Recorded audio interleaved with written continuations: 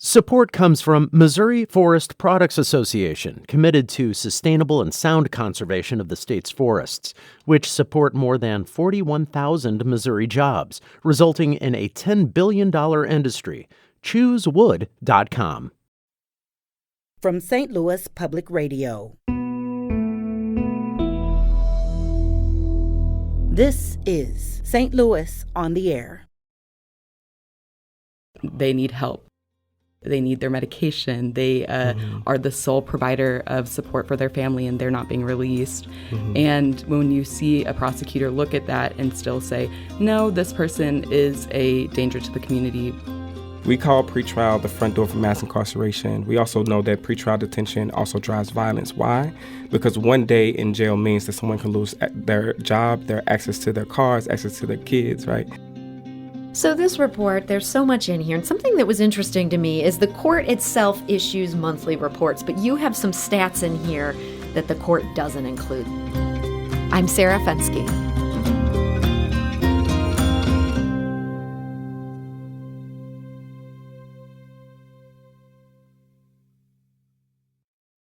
In 2019, the Missouri Supreme Court announced new rules for judges in the state court system.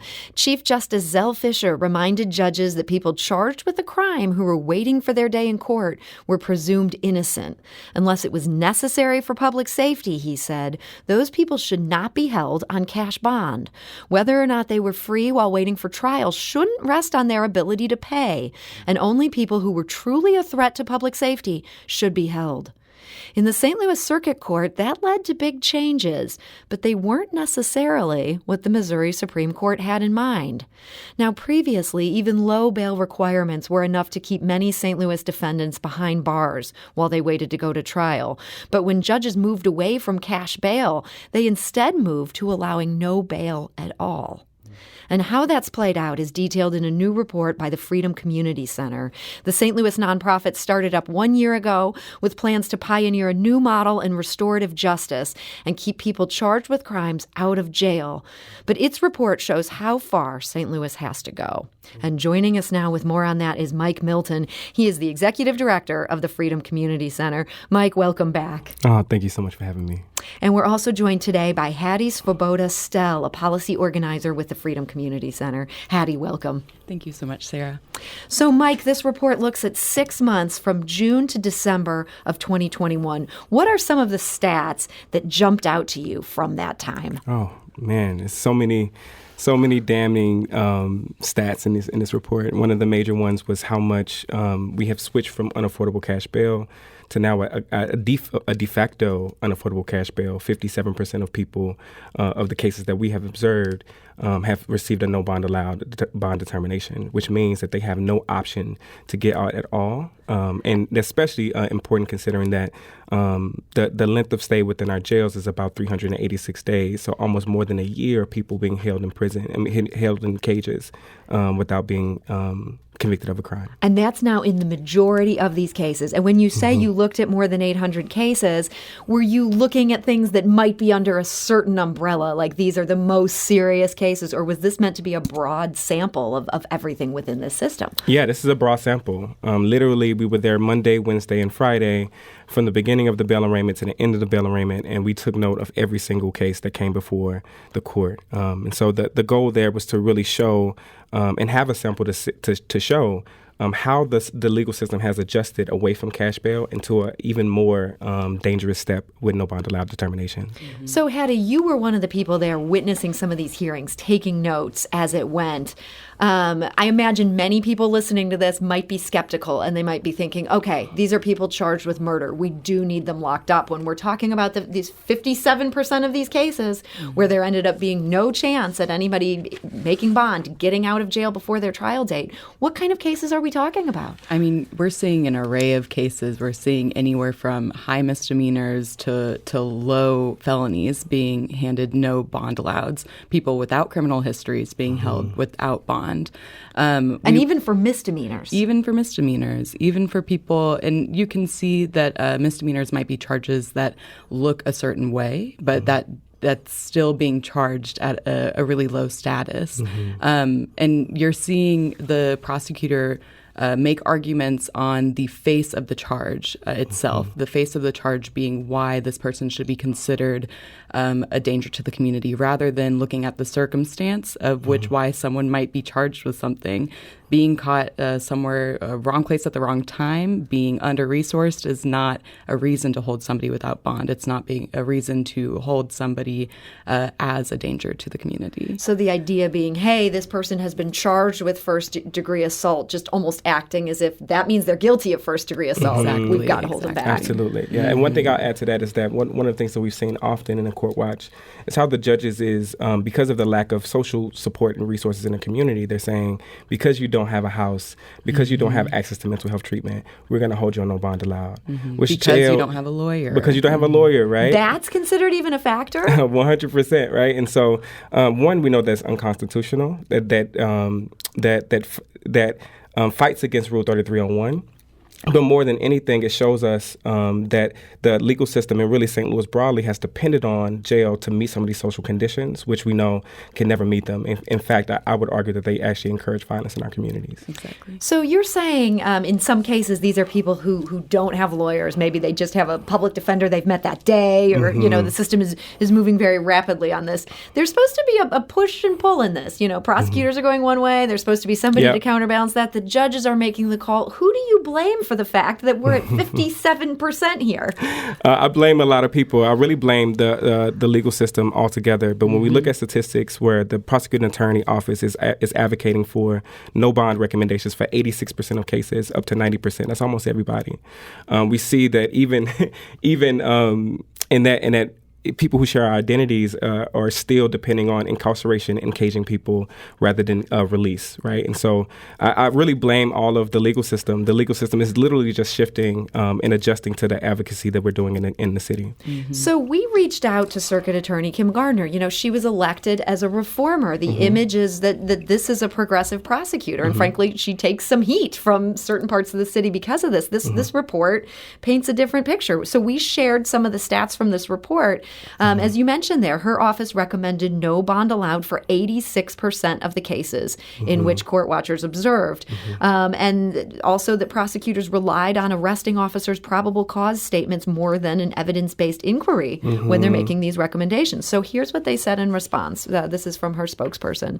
Quote, "The Circuit Attorney's Office remains dedicated to ensuring the safety of the public while balancing the rights of the accused. That is why we increased the use of summonses for nonviolent offenders that bypasses the bail process altogether. We also offer several alternatives to incarceration that have significantly reduced the jail population. The suggestion that the Circuit Attorney's Office does not examine all available evidence in making prosecution decisions flies in the face of the many evidence-related controversies with St. Louis Metropolitan Police Department that have been reported by the press." Hattie, you've been at these hearings. How do you square that statement with what you've observed? I've been at the hearings and I've heard the prosecuting attorney refer to the face of the charge itself being one of the main factors as its troubling reason for why they want to hold somebody without bond. That is not to say that they are not potentially considering somebody's criminal history, but that is to say that even in referencing the fact that I'm looking at this charge that has been made by a police officer and our office that is not yet a conviction. The charge itself is what leads me to believe that you are a danger to the community. It's truly just saying we have deemed you unsafe. We've deemed you unsafe without even considering what circumstances may lie. Mike, how would you like to see how the circuit attorney thinks about these things and handles these things? What would you like to see change from that office specifically? I would like to see a lot of things change from that office. But one of the major things in this context is I would like to see, obviously, more compassionate release. Is really what we're focusing on. We're not just calling out the problem, but we're also creating an opportunity for us to sponsor people's release, right? And you're talking about your organization here, FCC, the Freedom right? Community Center. Yep. You're there. Tell us how that would work. Absolutely, yeah. So we would be in 16B, and we would advocate for individuals who have been accused of serious charges for them to be released to us. And we would support them in their release and them returning to court, but also they would journey through our nonviolence curriculum that identifies emotional agility. It identifies aggression. It identifies a lot of things, but also they will be a part of a group therapy session, and that would happen 3 days a week, right? And so we're supporting individuals, and also we're supporting their return to court, which the last thing I add on that is that that's actually not new. Other cities across the country are depending on the compassionate release and working with social service organizations to help ensure people to come back to court. And St. Louis is just really behind the ball. And so you're not just asking that they say, okay, you've been charged with this crime. Yep. You're free to go. Show up in 3 months. You're saying we're going to be there. We're going to do what we can to make sure they show up. Absolutely. Yeah. Right. And I know when you founded your organization a year ago, the idea was that you would be able to do that. The circuit attorney's office was on board. Have they just not been referring as many cases as they could? Yeah, I think the circuit attorney's office have been busy. That's fair. And so I think, for us, it was never to depend on the prosecutory referrals. For us, we wanted to be responsive to community violence, but also responsive to state violence. And so the creation of the Sponsor Recog program is really in line with that. How do we continue to help people escape the cages of our city and escape this cycle of incarceration within our city? Right. So we're talking today to Mike Milton. He is the executive director of the Freedom Community Center. We're also joined by Hattie Svoboda-Stel, a policy organizer with the Freedom Community Center. You can find their new report on our website, stlpr.org. We also have that on Twitter, @STLOnAir, if you want to go directly to that link and read that for yourself. Now, this decision-making, it has a real cost for people who are trapped in this system. And Terrion Young is one of those people. He's 25 years old. He spent 7 years in prison before being released a month ago. He got a job at a company that manufactures concrete mix. And then he was arrested in St. Louis, and he was accused of unlawful use of weapons. He told our producer, Kayla Drake, that he's innocent. But once he arrived in court, he felt the judge and the prosecutor had already determined his guilt.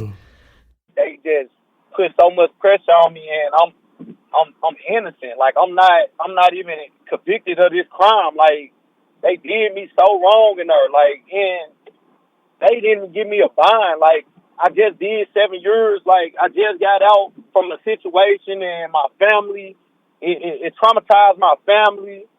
He gave no reason. He just said it's not going to happen. He don't deserve a bond.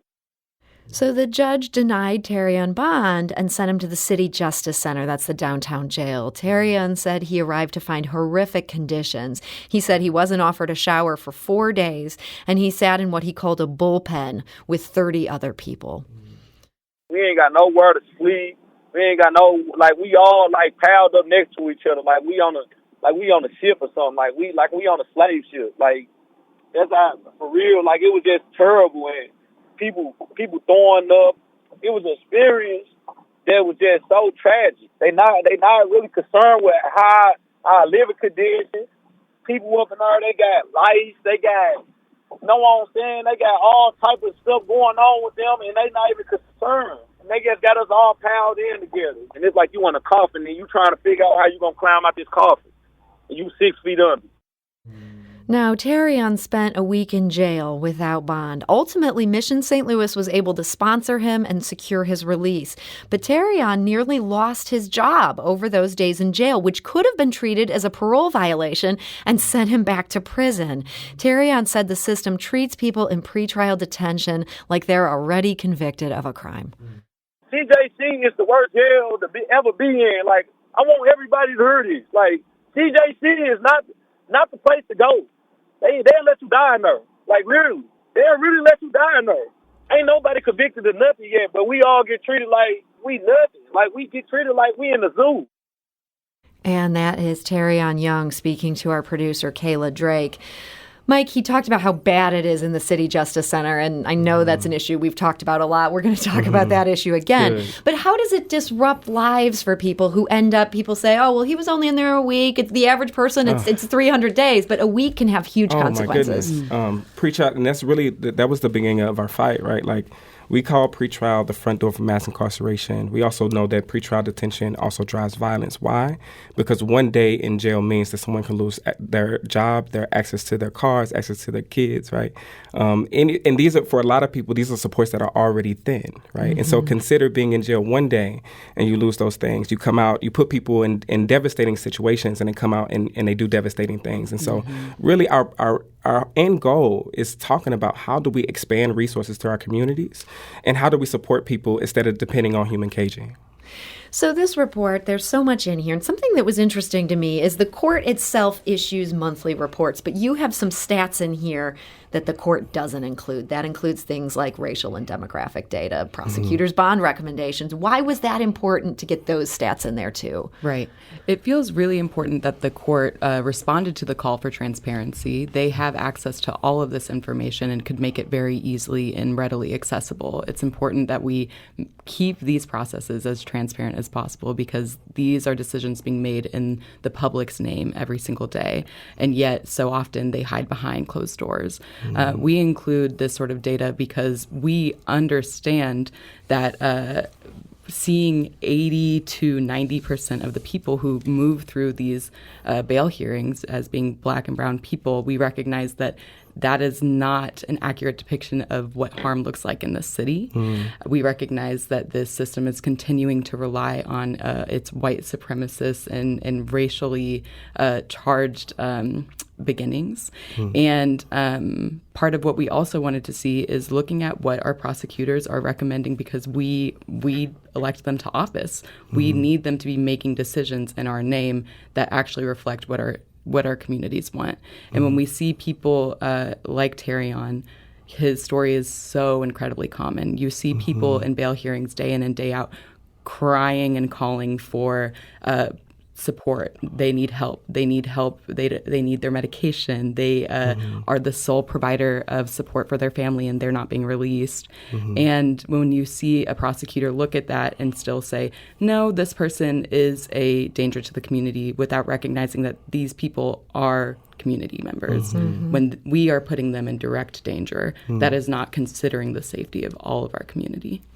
Mike, Hattie touched on the racial demographics of this. That piece also really stands out in this report.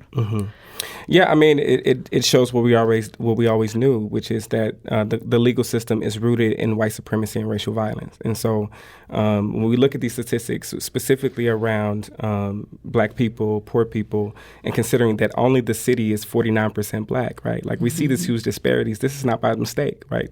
And this is because it's rooted in these things. And so at the end of our fight isn't just about civil rights, but it's about how we believe, see, hear, experience Black people. So you have a number of recommendations in this report. You know, I asked you earlier, how do you want to see the circuit attorney change? You have recommendations for how everybody needs to change. You know, the Missouri Supreme Court made such a point of this 2 years ago, and they got a lot of pushback for these new rules. Do you think there needs to be somebody who comes in from outside this immediate St. Louis system and says, this is not what we intended when we said you guys get rid of cash bail? I mean, I think that might be necessary, but I think what's more necessary is that we must engage the community, and we must hear from the community and what they want. The reason why I started FCC is because we refuse to believe survivors when they say that I don't want the legal system. And so what we want is a transparent, accountable process where we're listening to community members and actually taking a word for when they say that I don't want my son, my father, my mother, my daughter to be locked up in these cages. Yeah, I mean, as you were saying, I think we talked about this last time you were here with us, people are calling the police because they need help with an immediate problem. Yeah. That doesn't necessarily mean they want somebody locked up for the next year. 100%. And that's something that seems to get lost in that conversation. Well, so that kind of leads into one last thing I wanted to make sure to talk to you about today, Mike, and that is that you are in the news right now. I am. The mayor had nominated you to be on the new Detention Oversight Board, which is meant to clean up the City Justice Center, make the conditions there better. The Board of Aldermen rejected your nomination, and it seems like at heart of that was they didn't like your advocacy work. I mean, nobody that I heard brought up anything else that was like, here's why Mike shouldn't be on this board. Yeah. What do you take from that? Does that suggest St. Louis is, I don't know, it feels like almost a reaction to, no, we want to keep the workhouse open. No, we are fine with locking people up before jail. Yeah. Come on, Sarah, you're hitting on the nose. I think when I think about what happened yesterday, I feel flattered, right? My voice over the last 4 years have been to speak truth to power, right? To advocate for those who live in the margins, Black, poor people, queer people, who often is forgotten and not believed. And so to be questioned that I would somehow, take away from the process and make it more accountable is actually something that I was aiming to do anyway. So I think that was good. But on the other end, I'm actually pretty sad at the situation that this is an enemy to progress that happens within our city. We cannot keep moving forward because our city and our city leadership, and what was really disheartening was it was mainly the Black Caucus, believes and holds the status quo, right? When we think about that, the CJC, the 90 to 95% of the people in CJC are all Black men. You take the 2 Black men off of the board, right? Yeah. Shows a commitment towards the status quo. Shows a commitment towards not wanting transformative change in our communities. We should say it wasn't just you. It was the Reverend Darrell Gray, where they had to withdraw his nomination. Yeah. He's also been outspoken on these issues. Yeah. But also who went past was a white former correctional officer, right? And so I think it saddens me because this is my city. I was raised in North St. Louis all of my life, right? I've seen people get snatched off of the streets by policing in jails and prisons and human caging. And so to see that we have an opportunity where we can really transform the way that we deal with violence, and yet the last thing I add on that is that what's true is that in order for real meaningful change to happen, we have to be able to see the ugly truth, and we have to be able to see the things that we don't want to see and deal with it and be accountable for it. And what's happening in our jails right now is absolutely devastating and ugly. When we hear people say that I've had a colostomy bag and I haven't had my colostomy bag changed for 3 months, or there's feces on the wall, or I haven't been changed, or they're bear macing the whole floor. Like, my team goes into the jail and interview people, and they come back coughing and scratching their eyes because they mace the whole floor and the mace filled the visiting booths. Right? This is a common occurrence. It's a mess in there.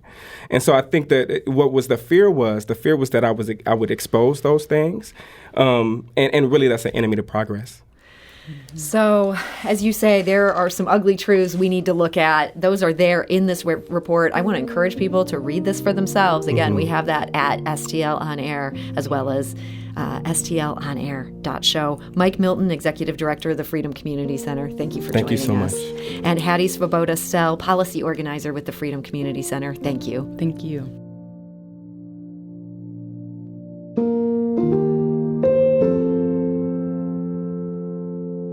This episode was produced by Kayla Drake, with audio engineering and podcast design by Aaron Dorr. Our executive producer is Alex Hoyer. St. Louis on the Air is a production of St. Louis Public Radio.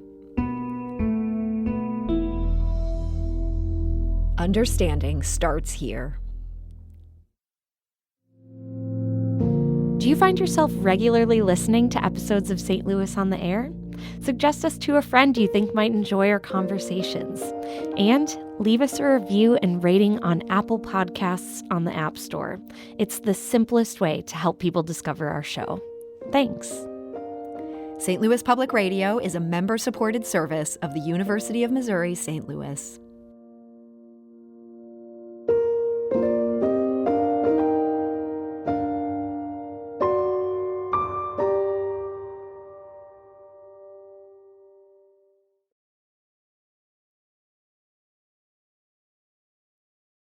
Support comes from the Missouri Forest Products Association, committed to conservation and careful management of the state's forests to make them more resilient and better habitats for wildlife.